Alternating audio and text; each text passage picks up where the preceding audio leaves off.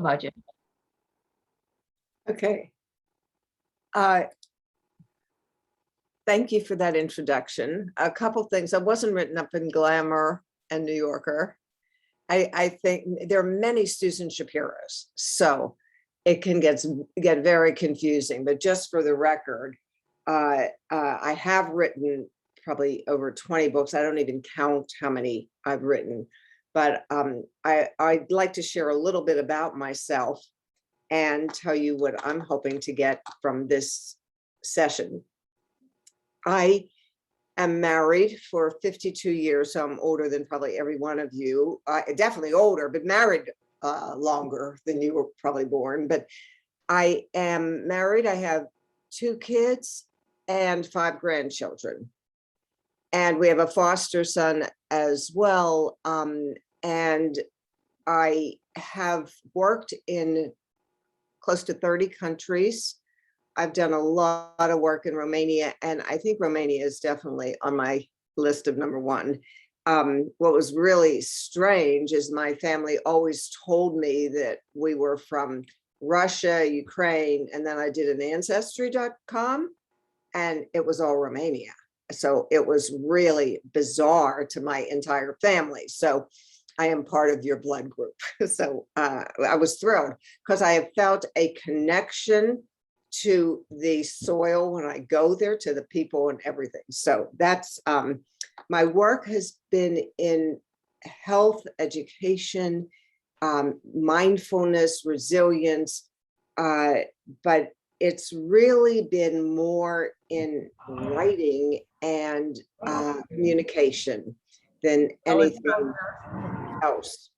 And I'm anxious to get the questions to really help you understand that it's not complicated to be a writer. And any one of you, hopefully by the end of this session, will believe in yourself a little more that you can do it. And people have put this magical thing on, oh, somebody's a writer. I don't believe that. I believe we all are. And so I'll wait for a question. Is that okay?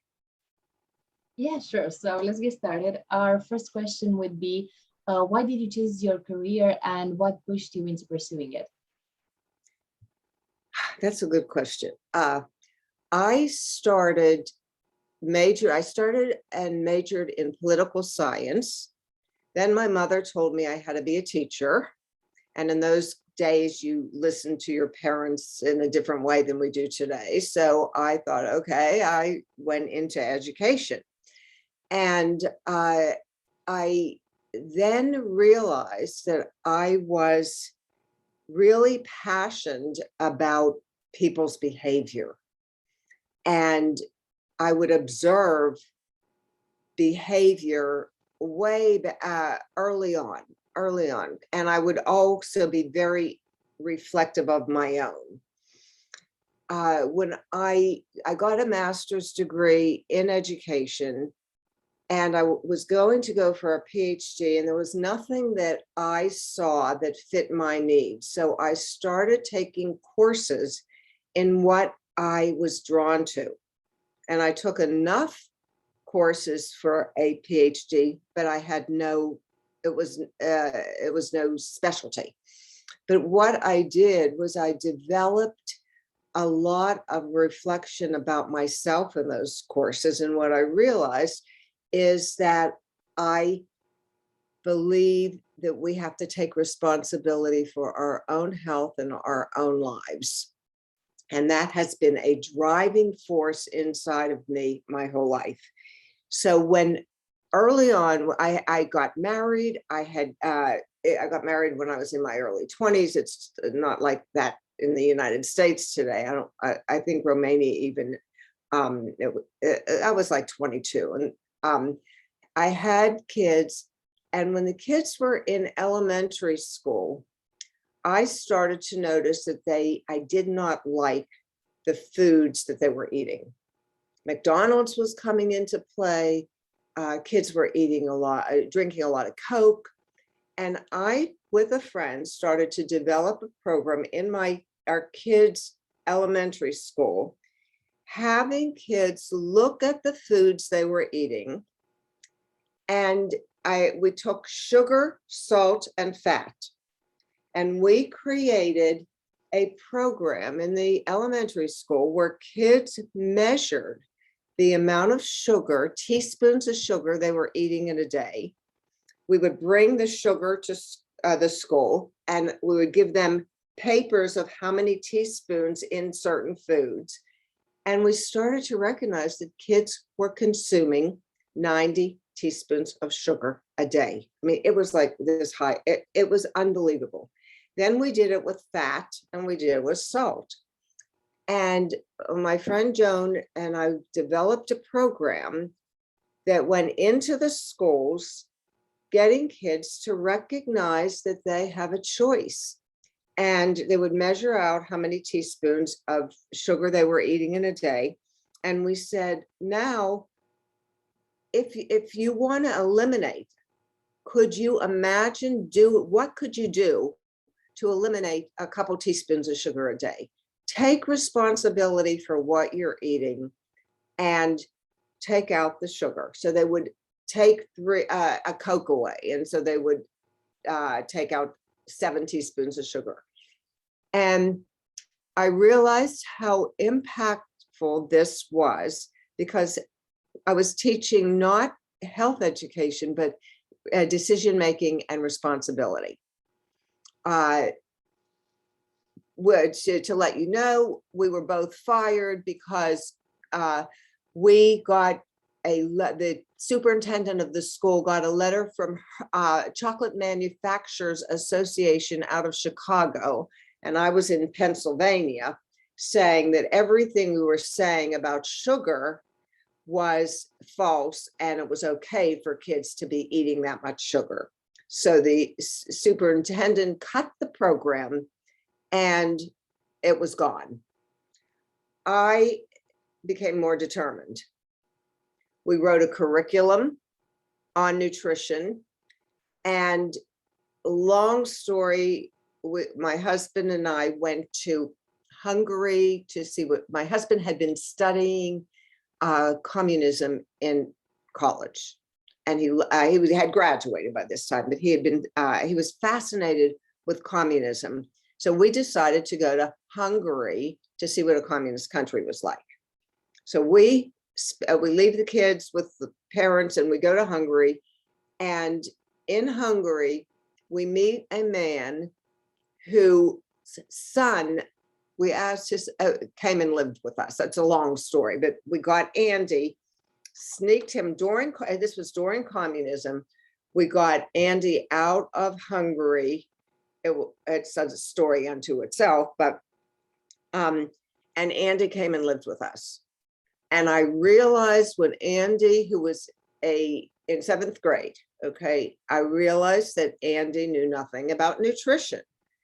So we would be at the dinner table and I'd say, someday I'm going to be in Budapest and I'm going to teach the kids nutrition in Budapest, and you're going to have to listen to me, because he wanted to go to McDonald's every day.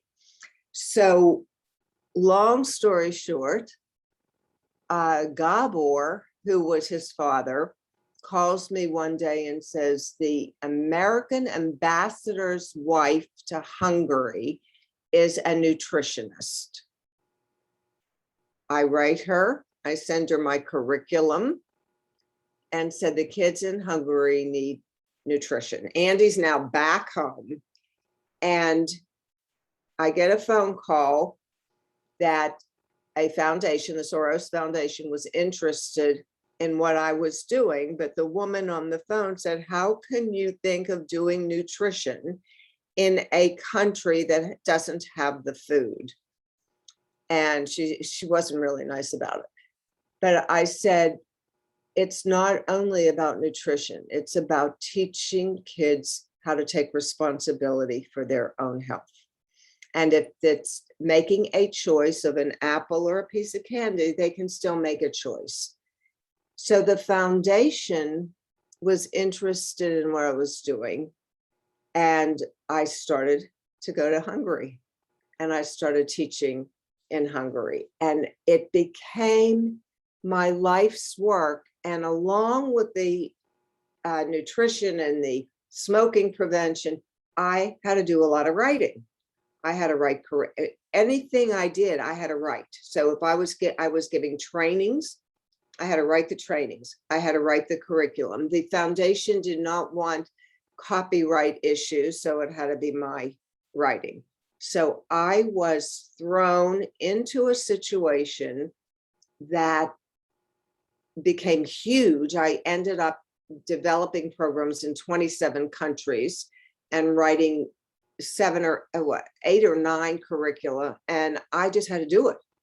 There was no, are you a writer? Are you qualified for this? I had said I had a vision. I had believed in what I was doing, and somebody picks up on it. So that started me into the career. That's Guide a me for great another story. question. So going off of that, how do you learn to write and how do you decide on topics when, of course, you're not writing about nutrition? What was the second part of the question? So how do you decide on topics? Anything it's a good question. Anything that had meaning to me. Anything, if you go inside yourself and you are authentic inside yourself, there's something you need to be writing about. And I believed that we needed to take responsibility for our own health. So I was influenced because I saw my kids were being influenced by McDonald's and the media and the Coca-Cola and my sister was vice president of Coca-Cola. So a lawyer. So in the family, I'm dealing with how can this be happening? And the media is taking over our lives. And I wanted my kids to have a better chance. And then when I worked with kids, I wanted those kids to have a better chance. Then when Andy came, I saw it was universal. It doesn't matter if you're in Romania or Andy was in Budapest, we're all the same. So I recognized the need. So, and I'll tell you something interesting.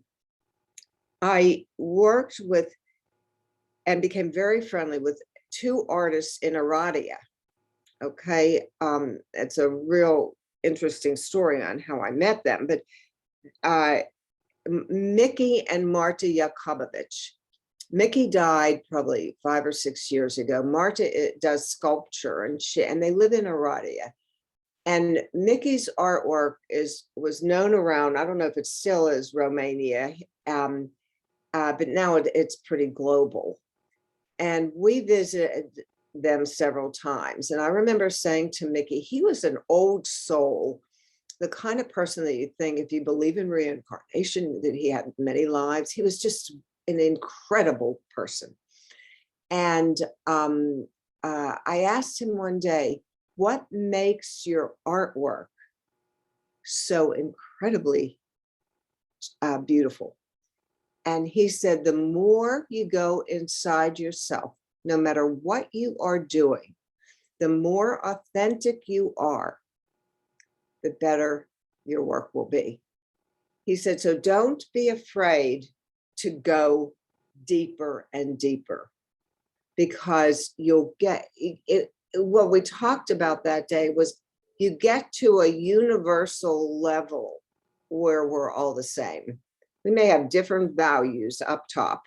We may dress differently. We may be different ages. We may be different this or that. But if you go down into the core of who we are as human beings, the similarities are far, far greater than the differences. So Mickey hit on it for me, and I've quoted him many, many times. But I had to go into myself in every country, and you learn from it.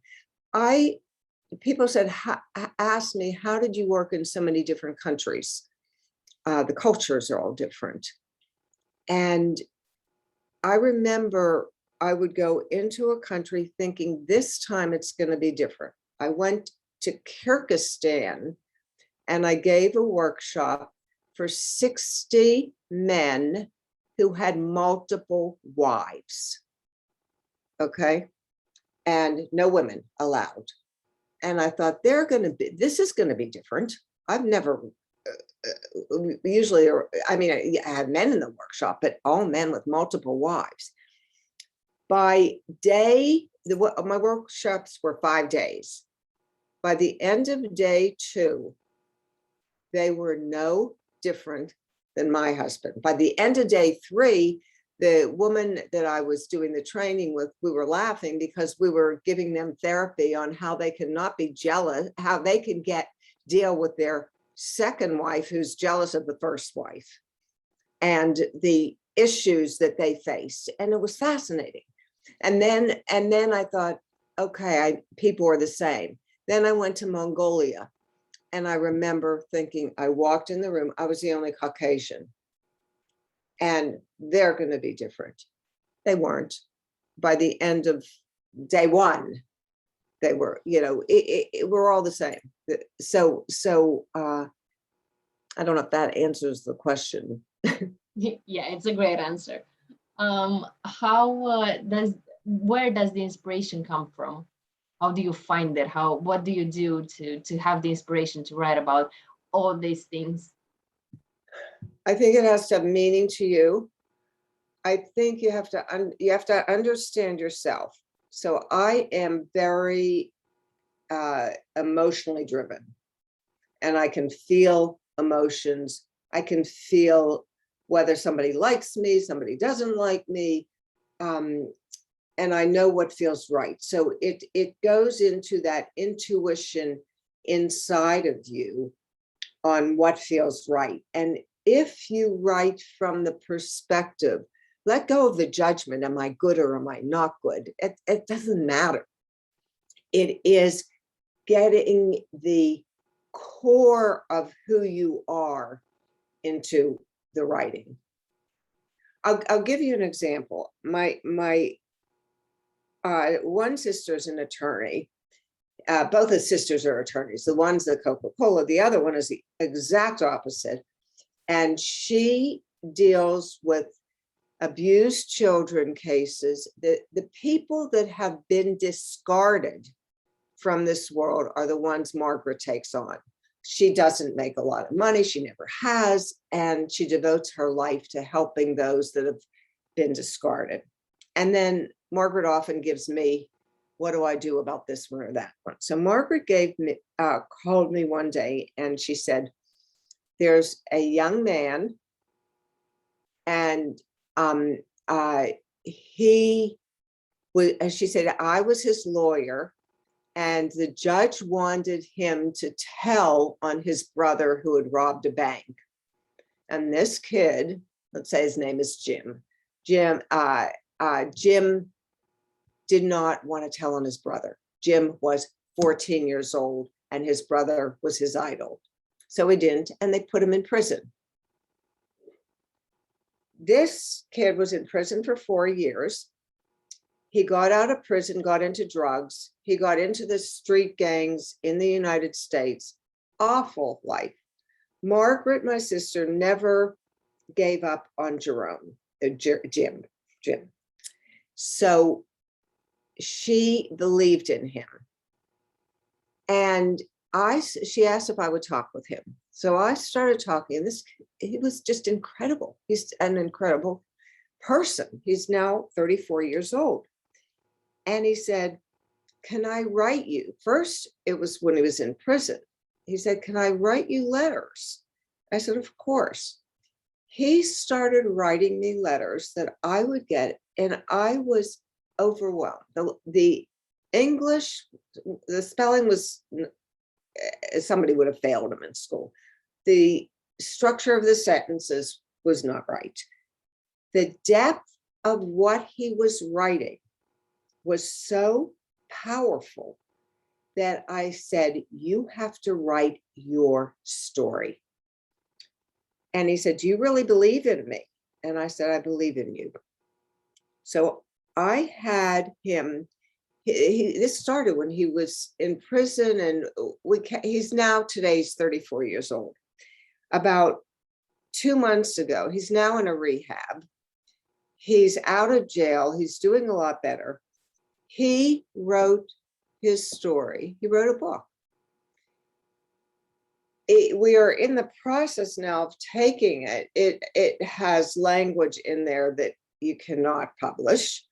It has sexuality in it that is beyond, it has to be changed. But we are, I said, don't worry about that at first.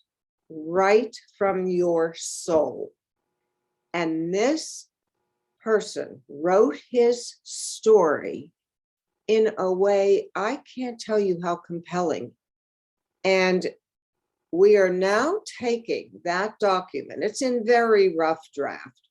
And I said, take it now, take out all the F words, take out, you now have the structure of a story that could save other Black kids living in ghettos in the United States. He could be a speaker, a motivational speaker. He could say, this is my story. He's going to succeed and help people. But it started with the writing of his truth. And now we're changing so it can be read by people that it's not in the same language. And we're going to work on making it into something that can be published. So I don't know if that's an example for you, but the first thing I said, don't stop writing. Don't worry about periods, commas, anything but what is your truth.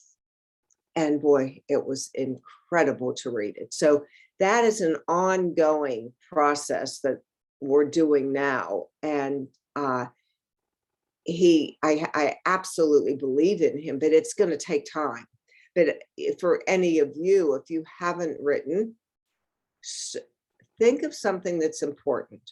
You don't have to show it to anybody, you can tear it up. But it's the process of getting to that soul level and feeling safe enough to write. So that's just try it, do it. What about those moments where you lack the inspiration, where you have the writer's block? How do you deal with that? I remember when Stefania asked me that, and I really don't get writer's block, or I think it is a mindset that people have said, oh, there's something called writer's block. And so people got afraid of it. And I believe, I don't know if any of you have read Viktor Frankl's Man's Search for Meaning. Viktor Frankl was a psychiatrist who lived in, I think it was Austria during World War II, and he wrote a book, and then he was taken to Auschwitz, and they took his book, there were no computers in those days, and burned it.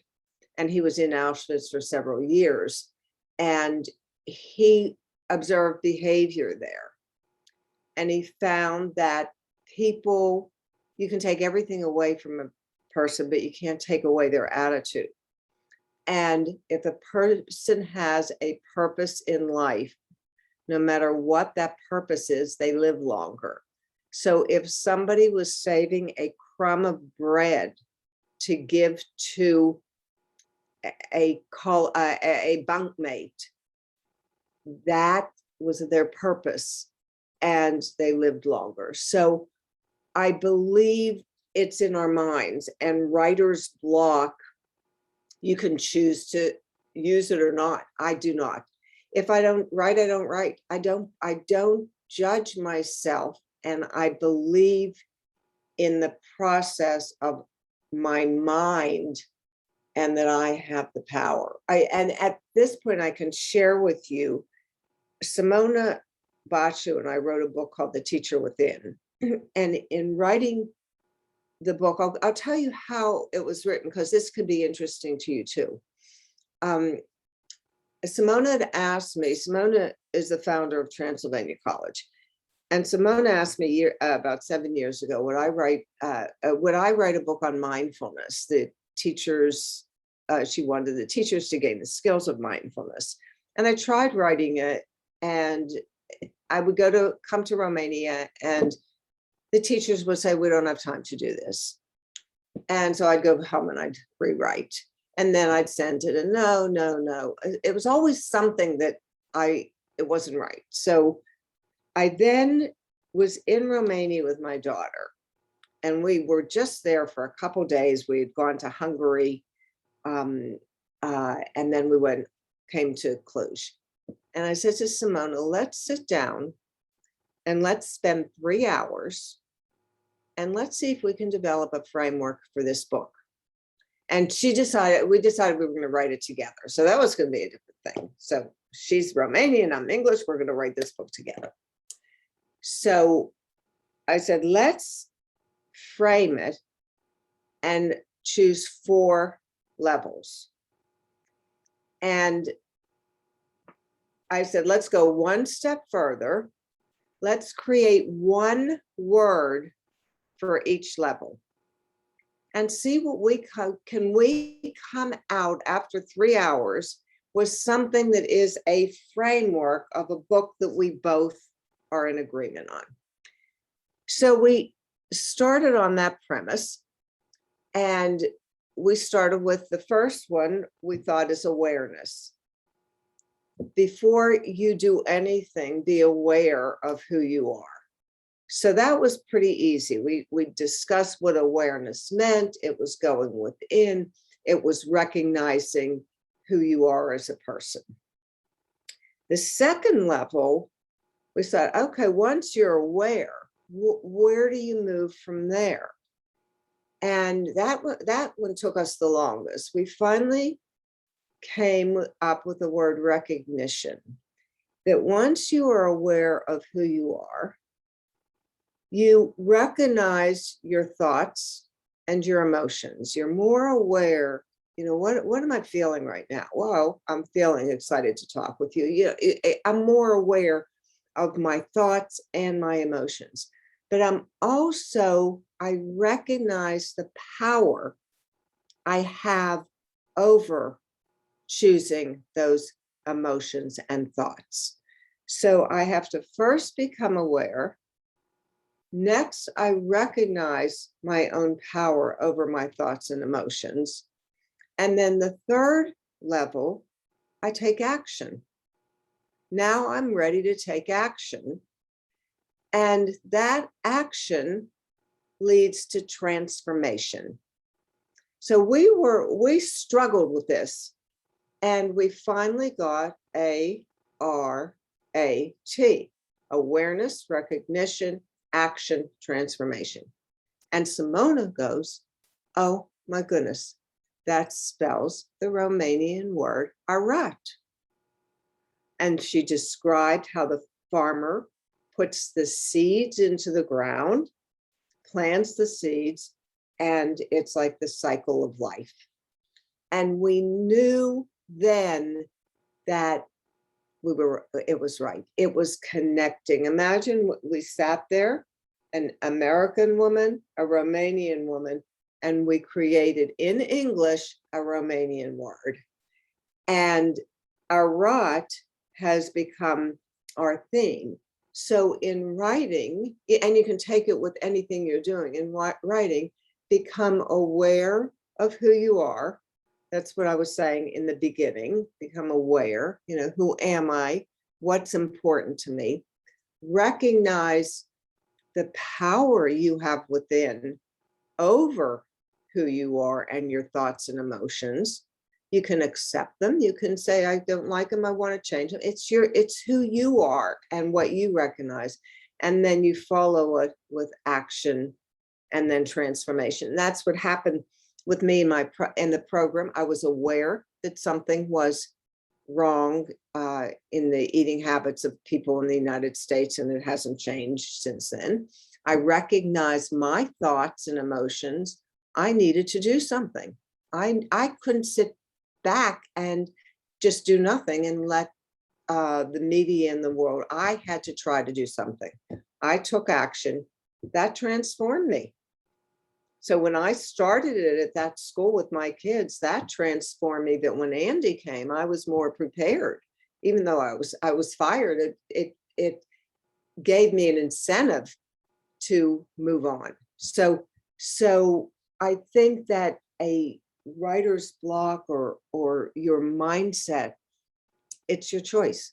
It goes, don't even think of, if you're not writing for a day, who cares? You know, all problems are fleeting, they go away. Who, don't judge yourself. Take it as something, I didn't do it, but your mindset is your own. So I'm strong on that one. I don't always listen to it myself. I mean, it's always it's a struggle, but I believe it. So you were saying how writing really influenced you. Could you maybe tell us more about how writing has changed you, what it has done to you? Whew, it gives me such an awareness of who I am. Okay, I'll give you an example. I traveling to all these countries. I did it either with one person or alone. I did workshops. And then I decided, people would say, why don't you write your memoir? I wrote a book on oral histories on the fall of communism and wrote about other people, but everybody said, write your own memoir. So I sat down, I haven't published it, but I sat down and I wrote my memoir and I divided it into the countries, Romania, every country, and I told my story in that country. And in the process of writing, what was amazing to me is I saw that in every country, I had an incident, something occurred that was on the borderline of being dangerous and extremely challenging and could have sometimes life-threatening. In every country, one thing happened and I was okay. I never put those pieces together until I'm writing it. And here again, I mean, I was held hostage on a train in the Crimea by 500 Tatars. Things that happened, and I would tell people about what happened, but I didn't realize that every time I went to a country to do a workshop, something would happen. Was it my perception that that happened in every country? I can't, it's pretty cosmic. I can't figure it out, but did I promote it? Probably on some unconscious level, but in the writing, every story was what's going to happen in this chapter. And it appeared. Okay, I'm gonna ask you one more question because we should really move to the questions in the comments. But before we do that, what advice would you give to somebody who would like to pursue a career in writing in terms of inspiration and passion, besides what you have already mentioned, of course? Okay, somebody who wants to be a writer, I think you have to decide what you want to write about. I mean, some people want to write research. Is it right brain or left brain writing that is your right brain is more emotionally driven. It's the creative part of who we are. I mean, I'm summarizing it quickly. Left brain is more concrete, sequential. Find out who you are and decide what where do you fit in this complex world? What do you need to be saying? I think we all are here for a reason. What's your purpose in life? I would say that would be one thing that I would highly suggest is for you to really analyze, what is my purpose in life? What gives my life meaning? And then if you focus on that, you're inspired and you're at that core level of what's right for you. And sometimes it's harder to find. Some people will say, I want to be a doctor. They know it. Other people, it's more difficult. Somebody might say, I want to be a writer. What do you want to write? I don't know. I think finding that purpose is key to being a good writer, understanding yourself, knowing your limits of authenticity, how much do I want to share? So I think inspiration comes from authenticity. I think everything comes from inside. You have every one of you here today, you have it inside yourself. How willing are you to expose that to yourself and then to others? So I don't know if that. That's great advice. Okay, so let's start taking some questions from the chat. Feel free to add more questions. If there are any of you who don't feel comfortable asking a question in English, do go ahead and just put it in Romanian and I will translate it for you. But let's see some of these questions. So how can I get over the fear of writing down my ideas or stories? For the last 6 months, I've been really able to write. I haven't really been able to write anything because of the fear of not being good at writing at all. That goes back to the mindset. If there is a fear that you're not a good writer, write about that fear. Write about everything you're feeling about it, so you can see what is going on inside of me. What's making me afraid? Are you afraid of being judged? Are you afraid of not getting, of being criticized, of not being good enough, of making mistakes? Where are the fears coming from? And how do you deal with those fears? So I think it's a very psychological thing. And if you're not writing, is that where you should be? Do you need to be writing? Everybody doesn't need to be writing. Maybe you need to be drawing pictures. Maybe you need, what is it that is your comfort level that gives you peace inside yourself? Okay. What can we do if we have ideas for a book and we write some chapters for it, but eventually we don't know how to advance the plot? How to expand the plot. Yeah.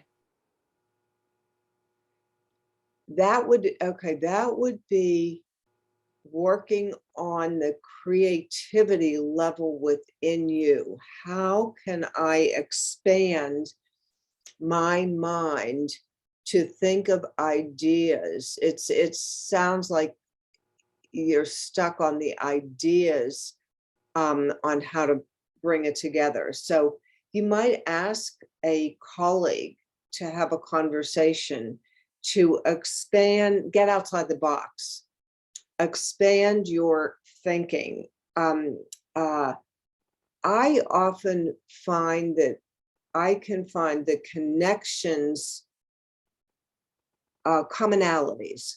So I would take apart what I've done and where does it need to go? Where do I have, what did I say that I thought was important? How does that go to the next step? I try to take apart what you did as well. So it's creativity, it's thinking outside the box and not being afraid to, and not having the fear that you're going to make a mistake. There's not, I think one of the main things I think that we all have dealt with is if we make a mistake, oh my goodness, are we not good enough? Are we not this enough? Are we not that enough? And that stops that blocks the creativity. You want the creative energy to expand so that there are no limits. So you can be saying things that don't make sense to anybody else, but to you they do, that you've opened your mind. I think and for you, having your parents or grandparents live under a dictatorship and live in the circumstances that you did, there was a lot of fear, a lot of trust issues going on. I mean, I was in Romania under Ceausescu, not for long, but I was there, and I worked with people afterwards, right after the fall, And what your parents and grandparents have experienced was extreme. I think in our country today, fear dominates. Everybody's afraid. So energetically, there is a fear going on. And I think that it is up to us to try, and your generation, to try to move more into love and acceptance. Mistakes are okay. You're going to change the world, hopefully for the better. But recognize that where you came, if that fear is there and that distrust, are you getting that carried down? Grandparents, parents, I mean, is it something that came from a product that had nothing, not your fault, but that your family lived under very extreme conditions?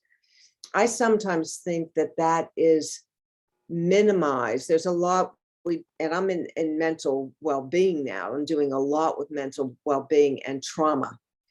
And I think a lot of Eastern Europe and a lot of Romania included, a lot of the countries came from fear-based living under these dictatorships. And you can break that cycle by choosing to say, I'm going to conquer that fear. I'm going to change, but, and I'm not blaming parents or grandparents, but did you get some of the behaviors of your blockages or the fear or the negative thinking? Did that come from the past situation in the environmentally? And is it up to your generation to break that cycle? And I'll tell you, I'm doing a program with Simona and with many countries now, and it's a mental well-being program. And my absolute belief today is that I want to train as many peers, kids, teenagers, and young adults, because I think you are the ones who are going to change the world. And people my age, and I'm going to be 75 in March, we've messed it up all across the board. And I want the younger ones to undo the damage we've done. So don't let fear be your guide, even though that's what you're accustomed to. For the sake of the planet and the earth, push yourselves away, have a higher goal, a higher purpose, a higher passion, that each one of you makes a difference. You make a difference, and the rippling effect is enormous, enormous. Think about that one. That's amazing. Thank you for that answer. So you talked a lot about writing from within. So I think this question is great. In the last months, I've been using envy as an energy source for my writings. The result was amazing, but spending too much time embracing bad feeling is damaging. Where to search for inspiration when getting deeper in yourself doesn't help like it should? Keep working. I think that our challenges, I relate to that. Okay, I think especially during this time, COVID, and the energy in the world, and the polarization, and the vax and anti-vax, and everything is you are battling an energy. Our energy doesn't stop at our bodies. The energetic flow is out there, and right now it's a challenging negative. You turn on the news, it's negative. You're feeling negative. People are unhappy. People have to wear masks or don't wear masks, and if they don't, they're mad at the ones that.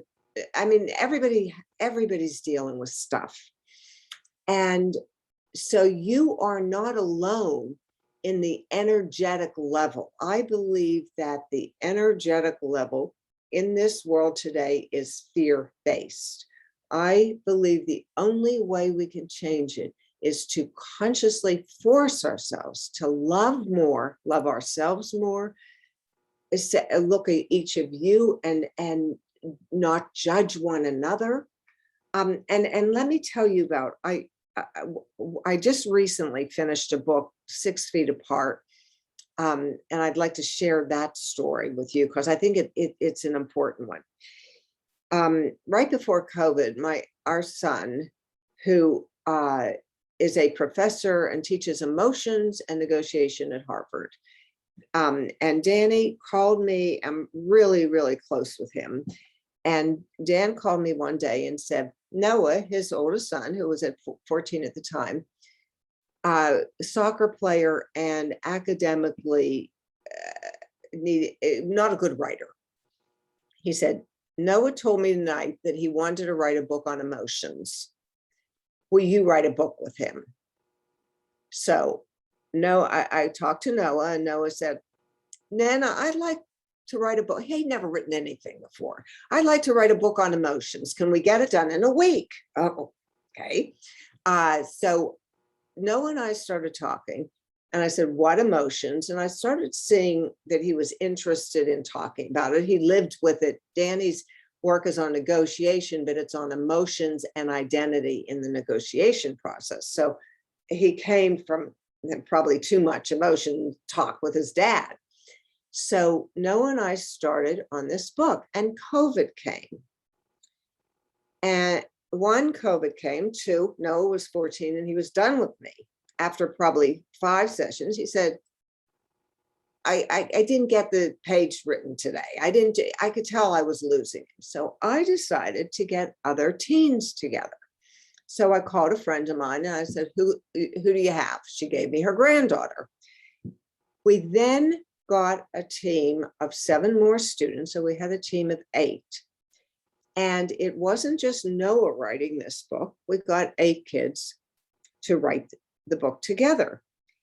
And I coached them, but they started writing it during COVID. Noah said, everybody has fear, but not me. Now he's 14. So somebody said, well, why don't we take a survey? We then wrote a survey that went out to 500 people worldwide, and they saw everybody had fear. So Noah was no longer afraid to say, I do have some fear. So these kids started writing this book together. And what we did is I had some unsaid ground rules. No judging each other, kindness, respect, and love. It was all on Zoom. They had never met each other. And the kids were not all white suburban Americans. They were kids from difficult backgrounds, mental health issues, a variety of issues. But they became, they followed their strength and not anything I told them. So if they didn't want to write, they could draw a picture instead. If they didn't want to write, they could write a song. So there was Asia Ray, who became a musician, and Amani, who became the poet, and Julia, who became the artist. And they contributed what they wanted. We now have the book published, and we're writing a second version with 8 Romanian students called The Student Within. But what the kids, if you ask these 8 kids what they gained from it, they said it was the first time in my life I wasn't judged. It wasn't like I was making a mistake. I was valued for who I was. Nobody knows what the background of these kids are. They chose their identity.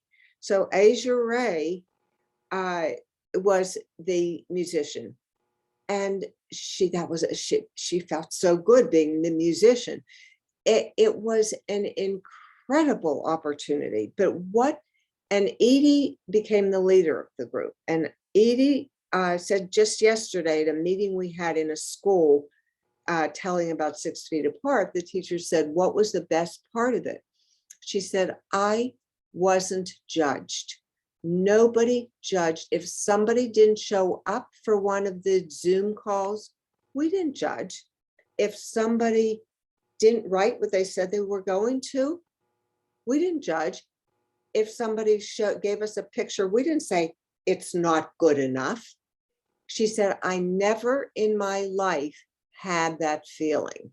So for me, it is taking that feeling on inside yourself, and we can accomplish a lot more. You know, what is my personal strength? What is my passion? What do I really want to do? If I don't want to write, but I love to draw, then draw. So find that. I don't know if I went on too long there, but That's okay. We still have time. So I have pulled a question from the forum because I think it's pretty interesting and it's important. So how do you think we can organize our thoughts when we're writing, like how to plan a book or just make an outline of it? How do you organize everything? I start, that's a very good question. I start with a table of contents. It'll change. But if I'm going to write something, I have to organize it in my head. So I will start with like the memoir. I thought, okay, I've been in X number of countries. I had introduction, why I'm writing this, and then country, each chapter. There's the book. 6 feet apart, I asked Noah, my grandson, what are the emotions that what are the top 5 emotions that you want to work on? He said, fear, 1, anxiety. And he said, anxiety, kids don't get anxious, but my parents do. So definitely anxiety. And he said, anger, sadness, and happiness. The book was framed. Noah's story with an introduction by the kids, Noah's story, and then the other kids' stories went into that. But Noah started off, first he was going to start off with fear. And then he said, I think I have to start off with anxiety. So we started off anxiety, chapter 1, fear, chapter 2. And I asked him questions to get through what should be third. Well, after fear, I'm sad. No, after fear, I'm angry. Everything was taken away from me. This is now COVID. So anger third, and that got him really sad fourth. And then he figured out how to find happiness fifth. So boom, boom, boom, boom, boom. And then I'll tell you an example. We then had all this extraneous. Now this is nonfiction. And so it was their stories, the kids' stories, artwork, all of that. But in the back, we had an appendix. And there was information on trauma in all the extra stuff, trauma, letters from the professors, just different stuff. The survey, because the survey went to 500 people, so people wanted to see the survey. And I remember I called Dan, my son, and I said, we have a big appendix. And he said, don't call it appendix. You can think of something more creative than that. So I got off the phone and I called the kids, the team, and I said, what do you want to call it? And one of them said, how about a virtual museum? Boom. The back of the book is the virtual museum. We got an IT company in Romania called Codex to put the virtual museum on a platform, and all of the information, instead of being called an appendix, all of the information is in the virtual museum. And now we're making it into something called Mind Lab of mazes. And it's just the creativity is going off. So I start with a table of contents. What do you want to say? And even if it's fiction, what do you have so far with your story? I try to get, and that brings the left brain and right brain that you're balancing it.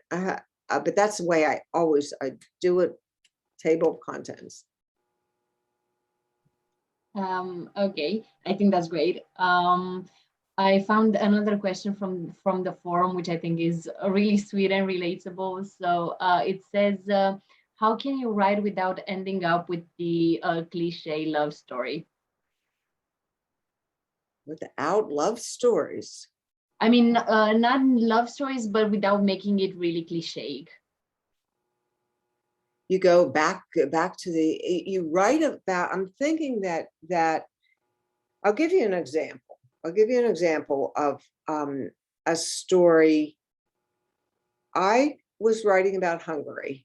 I had done my work in Hungary teaching nutrition. Well, people aren't gonna, everybody's not gonna want to hear about my going into a classroom and teaching about nutrition. So I thought, what happened? What was the story that happened to me? And the story that everybody wanted to hear was, I was working with Eva, a journalist, and she wanted to write up my story in Hungary. And she asked if I would stay at her house. I stayed at her house. She then said she was originally from the part of Hungary that's now Romania, from Oradea. She said she was going to go. This Ceausescu was still in power. So it was in 1989. She said, I'm going with my daughter on a train to Romania this weekend. Would you like to go? I was this naive person that knew nothing. I don't think I knew Ceausescu's name. I knew nothing. Sure, I'll go. So I asked Eva's husband, Rudy, if I'd be safe at the dinner table. He said, yes. We had to go to the police station. I had to get the visa. I had to do everything. Eva said that morning, don't wear makeup and wear ordinary clothes. Don't wear your American blah, blah, blah. So I didn't. And she said, we're going to take a train. We get to the train station in Budapest, and she says, as we walk on the train, she says, you don't know me. You'll be safe. Don't talk to me no matter what happens. Okay, knew nothing. We sit in one of the cars where there should be like 9 people. Well, there were like 20 of us and all these men smoking. It was horrible. It was horrible.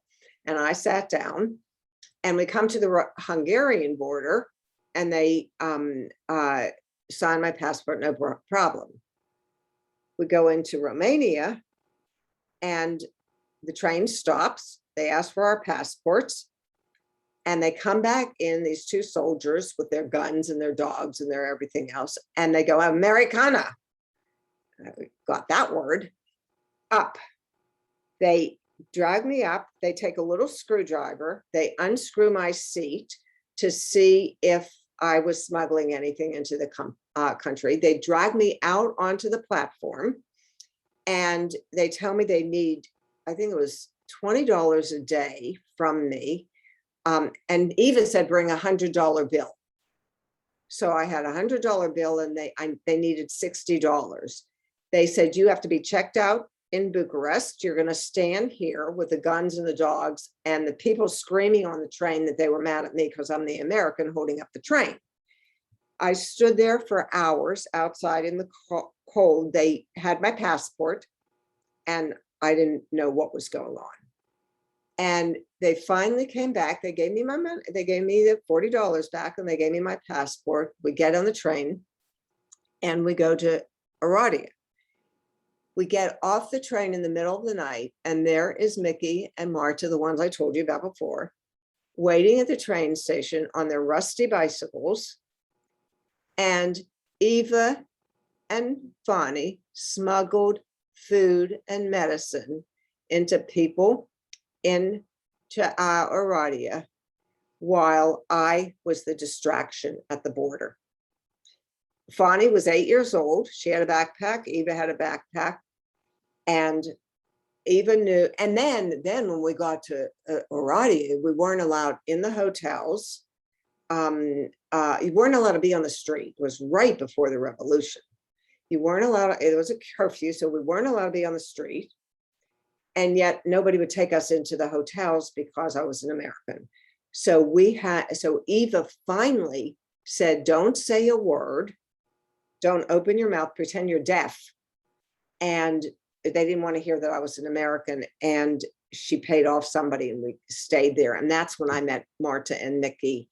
And I taught them how to meditate at their house, which was illegal, which I didn't know that was illegal. So that was a story. So that was the story that, one, impacted my life for the rest of my life, changed everything about my perception of Eastern Europe.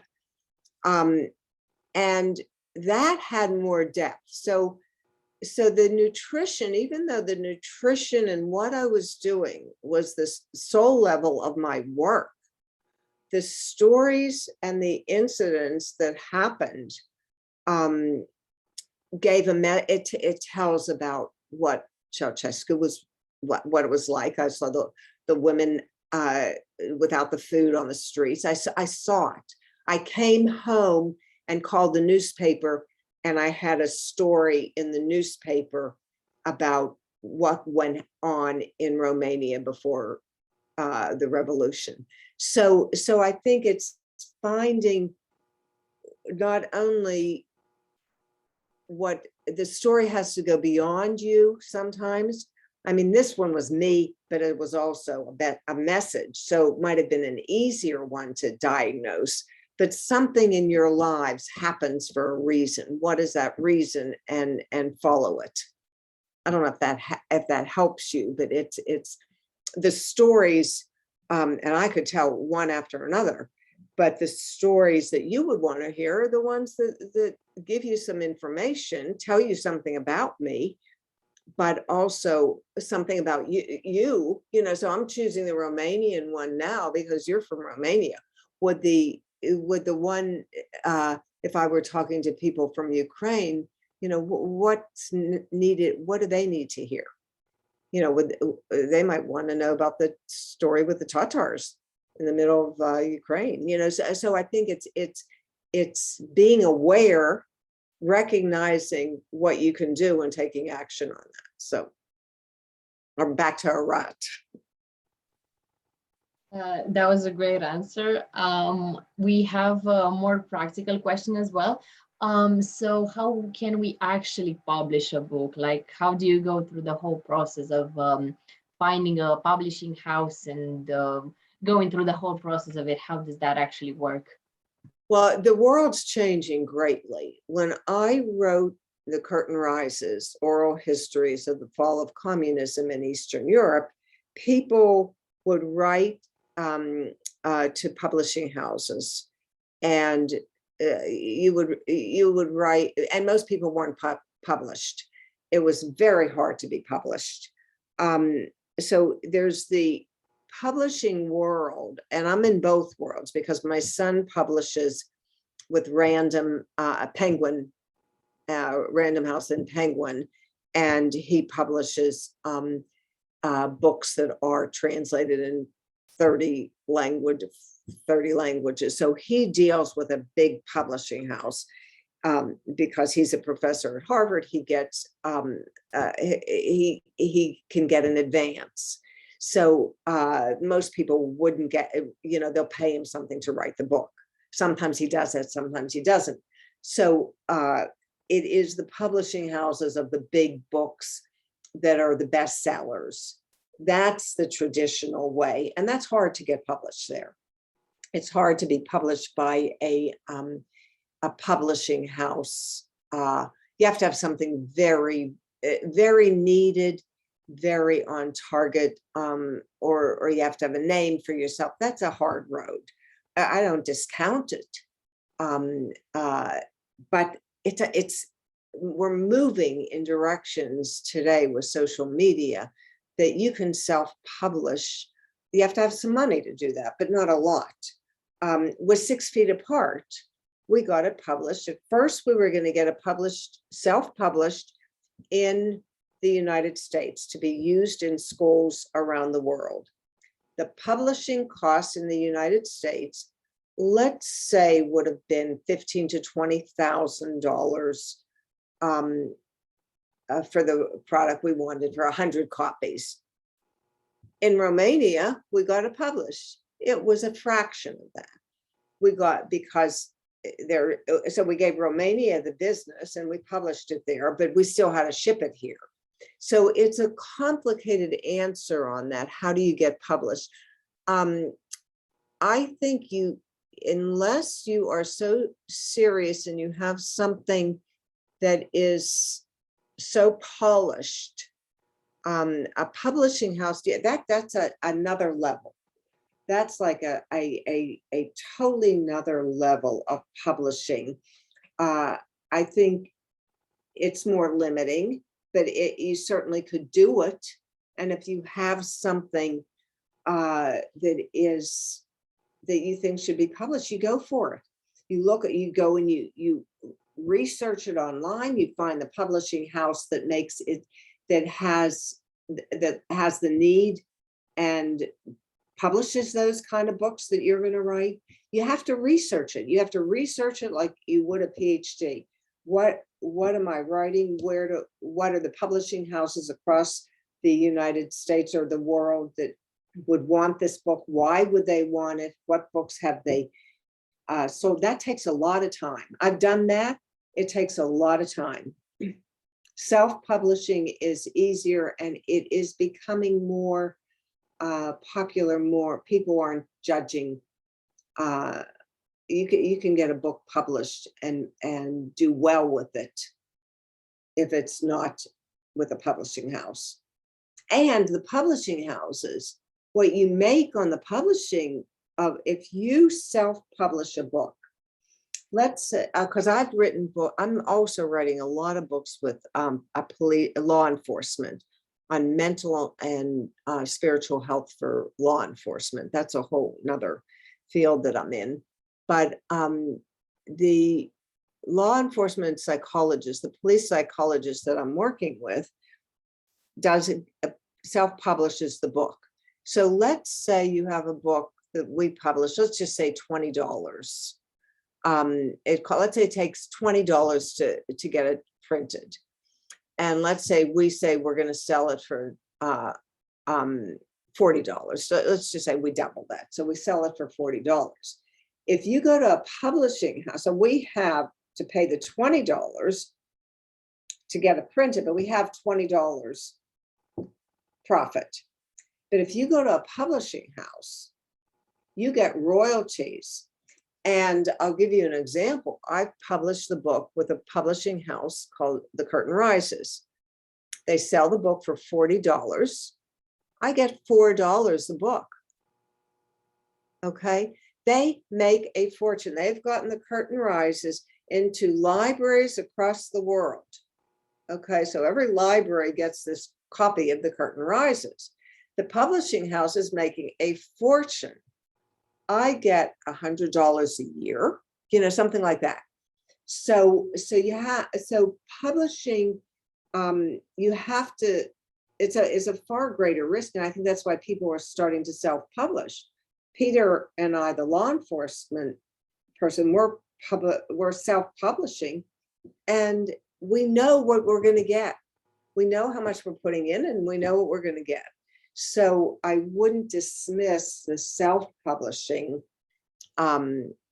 route, because I think that financially, you have to do some of the marketing. Now, with us, Peter's a police, he's inside the field. So the marketing is the law enforcement across the United States.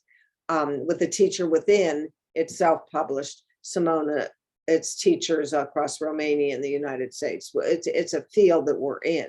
So if it's a novel, it's probably harder. So I don't know if that gives you an idea, but I'm not discounting publishing houses. It can give you a lot of publicity, although they don't even give the publicity as much. That's on you.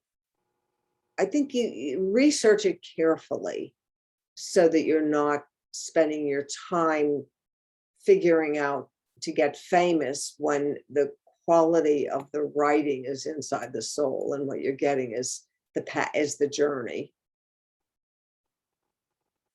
I think that's really good to know. I wouldn't have known that you make such little money off of big publishing companies, but that's really good to know. Um, Another question is I have a hard time publishing my work because I feel too emotionally attached by my stories, and I don't know what to do. Any advice? On what, that you don't want to publish them, you do want to publish them. I'm thinking that um, is publishing if you're feeling that you don't want to publish that, is that okay? Why, maybe you have learned, like I have not published my memoir. Um, I'll give it to my kids.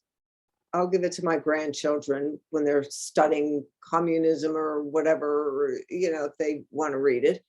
I learned a lot about myself from it. Go inside. What's the reason you want to get it published? And I have a lot. I have so many things I haven't published, uh, and that's okay. I mean, I don't even want the energy to with my memoir.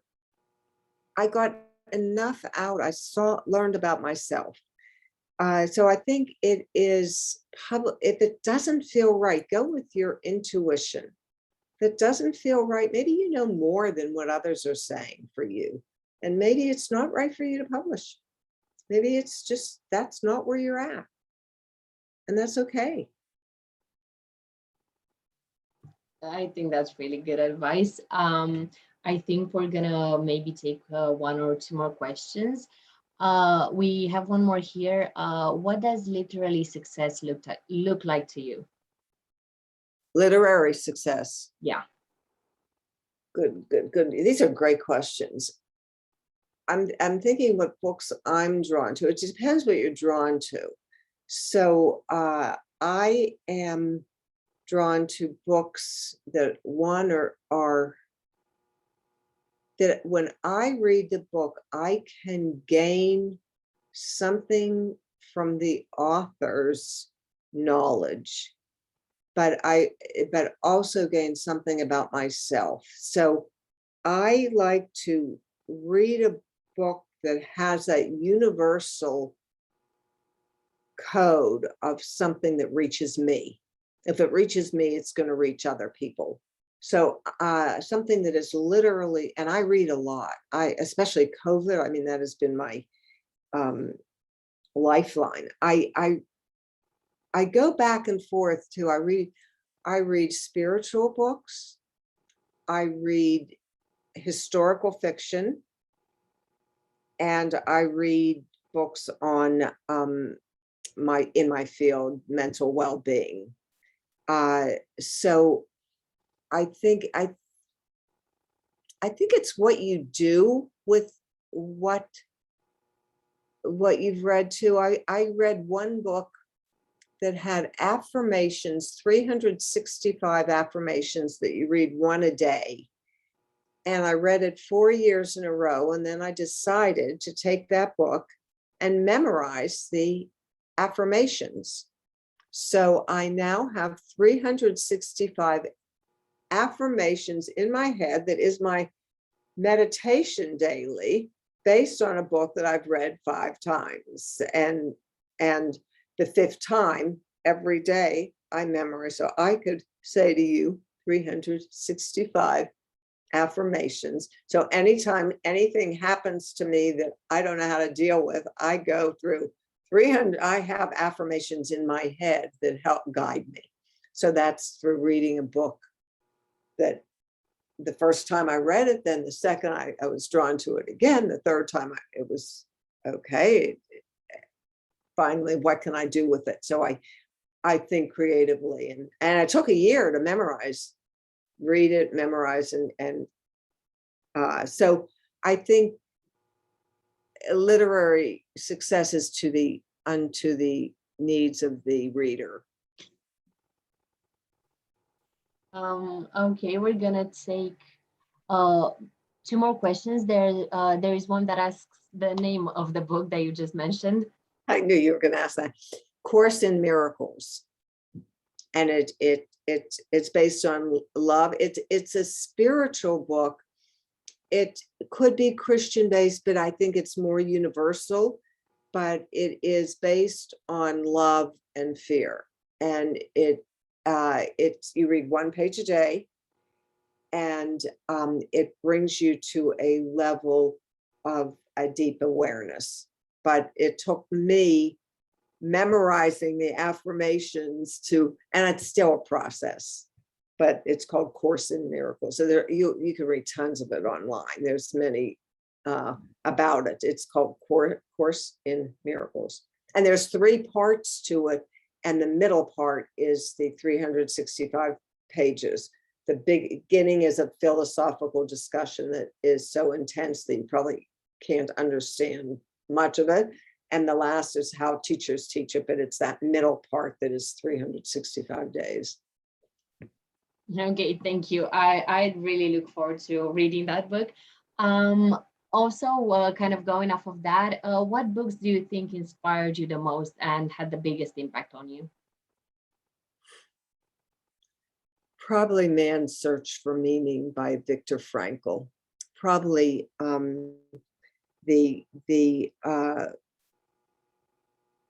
that you can choose, even when I'm in challenged by life's challenges, I think I can choose my attitude no matter the circumstance. And that message and his rhythms, I think it's called, his thinking, I think that might be my number one. Okay, and now I finally want to ask you a question. You, I think, handle so many subjects and do so much in so many domains. And I just want to ask you, how do you handle all of this? Like, I don't know, manage your time, or just how are you able to handle so many information in such diversity?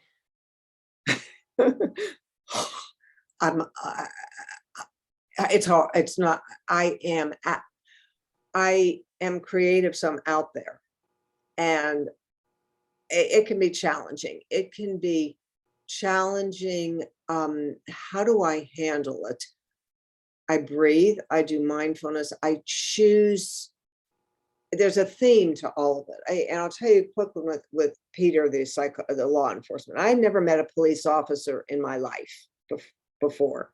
I get a phone call like 8 years ago from this man, Peter Colleen is his name. And he said, I met somebody on an airplane who said, you're a writer, and I need somebody to write a book for me on mindfulness.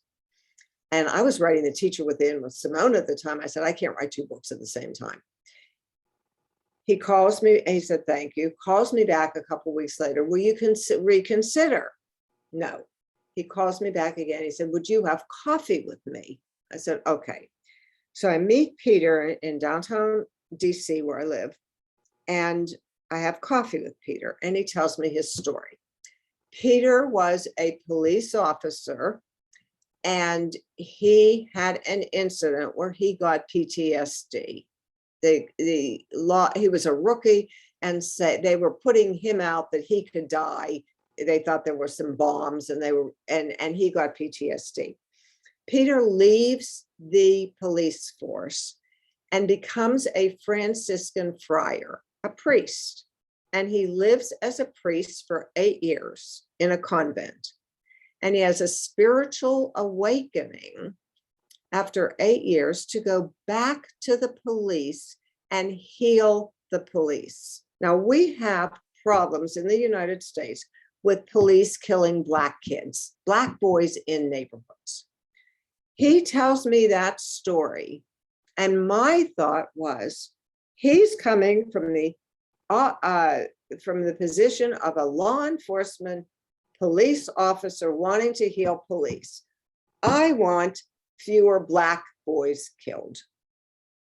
I can achieve that if I write this book in his voice, because he could be the messenger to the police not to kill the Black kids.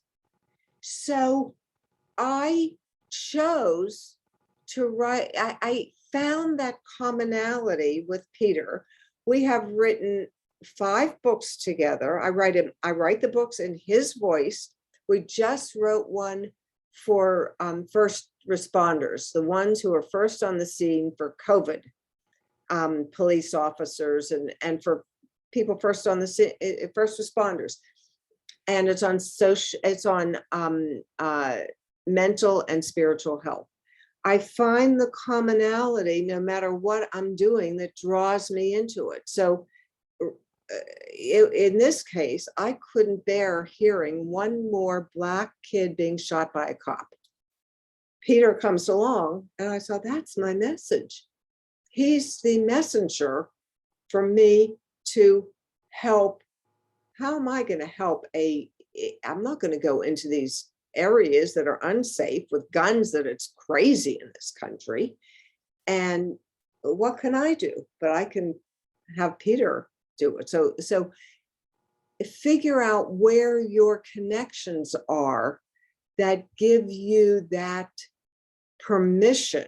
I would have said no to him over and over. When I heard his story and I knew I could do something to save somebody else, to serve, I don't know if that helps you on understanding it, but that was, it has to connect. Everything has to connect. So it connects. And so we're writing our next book, and he's wonderful. He's more priest-like than law enforcement to me. So we do not talk politics, and we have a wonderful relationship. And he is a true spiritual healer.